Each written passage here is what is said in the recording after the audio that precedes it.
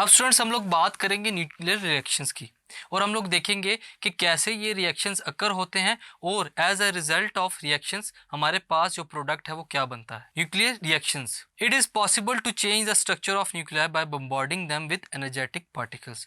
हम लोग किसी भी न्यूक्लियाई का स्ट्रक्चर चेंज कर सकते हैं अगर हम लोग उस न्यूक्लियाई या न्यूक्लियस के ऊपर बम्बार्ड करवाएं एनर्जेटिक पार्टिकल्स को। ये कोलिजन जिसके अंदर चेंजेस आती है आइडेंटिटी और प्रॉपर्टी के अंदर, जो टारगेट न्यूक्लियाई है, इसको हम लोग क्या कहते हैं स्टूडेंट्स? Nuclear reactions.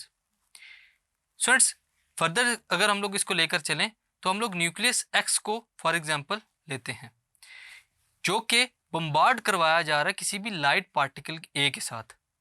जब एक्स का एक साथ इंटरेक्शन होगा स्टूडेंट्स तो न्यूक्लियर रिएक्शन टेक प्लेस होगा और जो प्रोडक्ट में हमारे पास जो न्यूक्लियस बनेगा वाई और उसके साथ साथ एक लाइट पार्टिकल बी, वो हमें प्रोडक्ट की फॉर्म में मिलेंगे। This will be represented by the equation. इसको हम लोग एक इक्वेशन से प्रेजेंट कर सकते हैं कि एक्स और ए लाइट पार्टिकल का आपस में इंटरेक्शन हुआ जिसके रिजल्ट में हमें क्या मिला स्टूडेंट्स?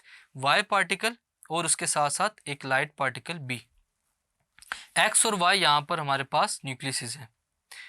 स्टूडेंट्स सबसे पहले रदरफोर्ड ने ऑब्जर्व किया था न्यूक्लियर रिएक्शन को इन 1919 using naturally occurring radio active sources. उन्होंने कुछ नेचुरली रेडियो एक्टिव सोर्सेज को यूज करते हुए क्या किया था?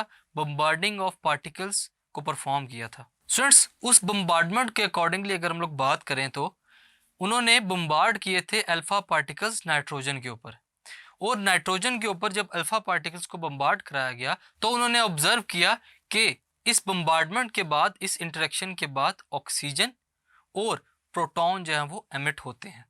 स्टूडेंट्स वो रिएक्शन कैसे था कि नाइट्रोजन का इंटरेक्शन किसके साथ? हीलियम के साथ। As a result of this bombardment oxygen मिलती है हमें प्लस हाइड्रोजन प्लस क्यू। अब ये हमारे पास students by means of nuclear reactions की फॉर्म में एमिट होता है। The energy equivalent of difference between. अब स्टूडेंट्स यहाँ पर अगर हम लोग एनर्जी की बात करें तो जो हमारे पास लेफ्ट हैंड साइड पे जो एलिमेंट्स हैं और जो राइट हैंड साइड पे एलिमेंट्स हैं, इन दोनों की जो रेस्ट मास एनर्जी होती है, इनका डिफरेंस किसके इक्वल है? ये जो क्यू हमारे पास लिखा हुआ है रिएक्शन के अंदर।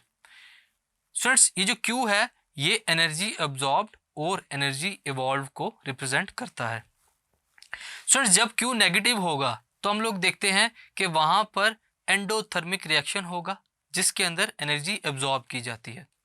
और अगर सिमिलरली हम लोग इसी रिएक्शन को देखें जिसमें हमारे पास जो क्यू एनर्जी वो पॉजिटिव एनर्जी होगी तो यहाँ पर एनर्जी इवॉल्व होगी और यहाँ पर जो रिएक्शन होगा स्टूडेंट्स वो क्या कहलाएगा? Exothermic reaction. स्टूडेंट्स अगर हमारे पास क्यू नेगेटिव हो तो जो एनर्जी रिक्वायर्ड होती है कंप्लीट करने के लिए रिएक्शन को, वो कहाँ से प्रोवाइड की जाती है? By using kinetic energy of the incoming particles. Kinetic energy को यूज करते हुए हम लोग क्या करते हैं? रिक्वायर्ड एनर्जी की रिक्वायरमेंट को कंप्लीट करते हैं। Unlike in the case of chemical reactions, chemical reactions में इस तरह नहीं होता। केमिकल रिएक्शंस में हमें क्या प्रोवाइड करना पड़ता है? हीट। लेकिन न्यूक्लियर रिएक्शंस में हमारे पास क्या होता है students? Kinetic energy of incoming particles, जो कि बम्बार्ड करवाया जा रहा है किसी टारगेट के साथ, जब वो टकराता है तो उसके रिजल्ट में एनर्जी रिलीज होती है और उस एनर्जी की रिलीज होने के साथ साथ हमें जो प्रोडक्ट मिलता है वो क्या कहलाता है स्टूडेंट्स? Nuclear reactions. और यहाँ पर जो हमें न्यूक्लियर एनर्जी होती है स्टूडेंट्स वो रिक्वायर्ड होती है क्या करने के लिए? इस रिएक्शन को कंप्लीट करने के लिए।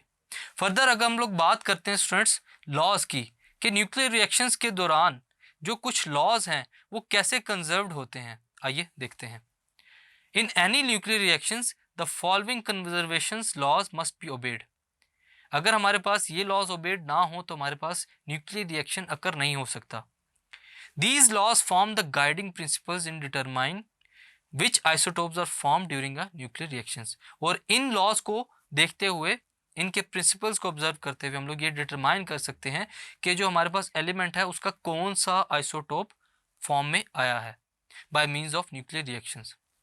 Students conservation laws of nuclear reaction में सबसे पहले हम लोग बात करेंगे conservation of atomic and mass number की, कि न्यूक्लियर रिएक्शंस के दौरान जो अटोमिक मास नंबर है वो कंजर्व होना लाजमी है।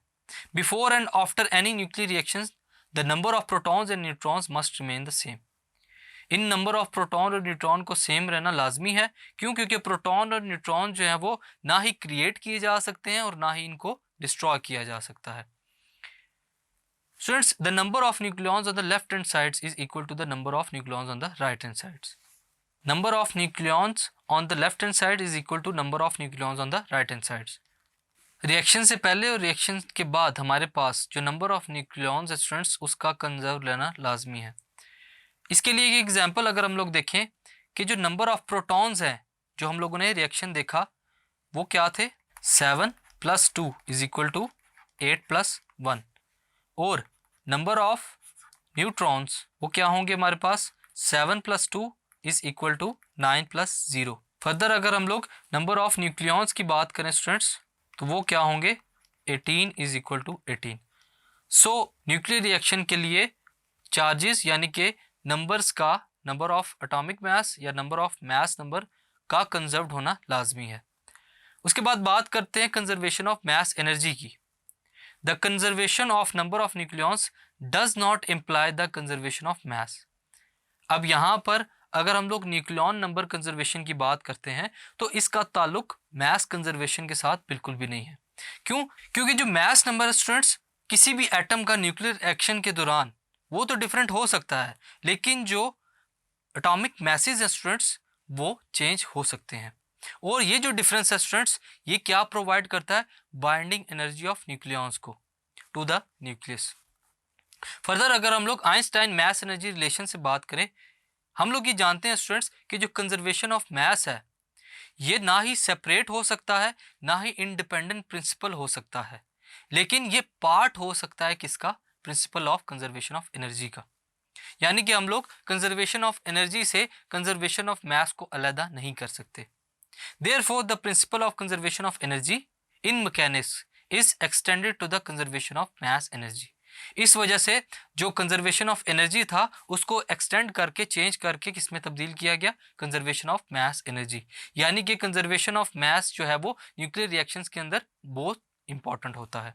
This will also include the energy difference due to the changes of mass. इसकी वजह से जो एनर्जी डिफरेंस आता है मास चेंजेस के अंदर वो भी इंक्लूड किया जा सकता है।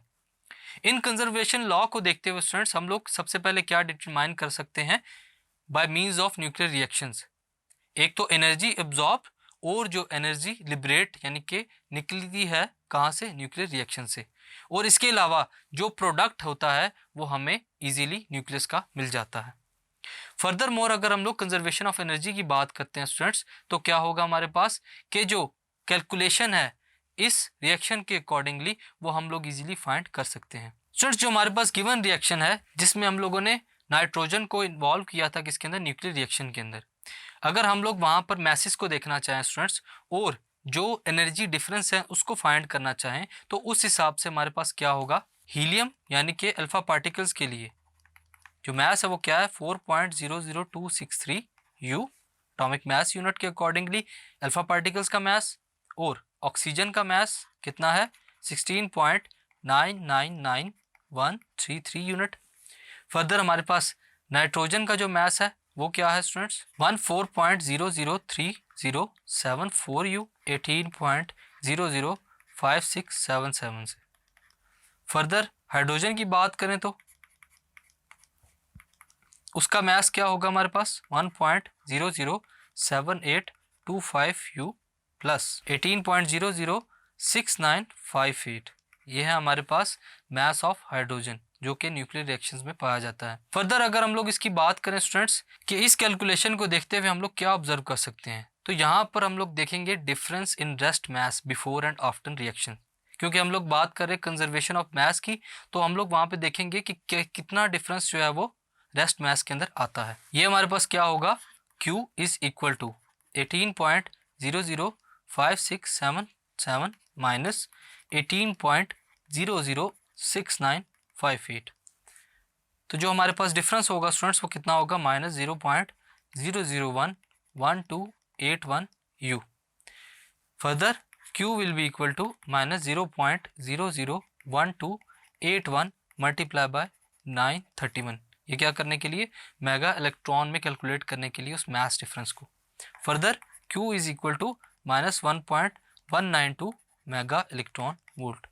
सिंस Q इज नेगेटिव, हम लोगों ने देखा कि Q नेगेटिव है, तो जो अल्फा पार्टिकल्स हैं उनकी जो काइनेटिक एनर्जी है वो कितनी होनी चाहिए, 1.192 मेगा इलेक्ट्रॉन वोल्ट। इस रिएक्शन को अकर होने के लिए जो काइनेटिक एनर्जी रिक्वायर्ड होगी स्टूडेंट्स, वो कितनी होगी, 1.192 मेगा इलेक्ट्रॉन वोल्ट। अगर हम लोग देखते हैं कि इस एनर्जी से पार्टिकल की एनर्जी अगर लेस हो तो जो ट्रांसफॉर्मेशन होगी स्टूडेंट्स वो कभी भी अकर नहीं हो सकती।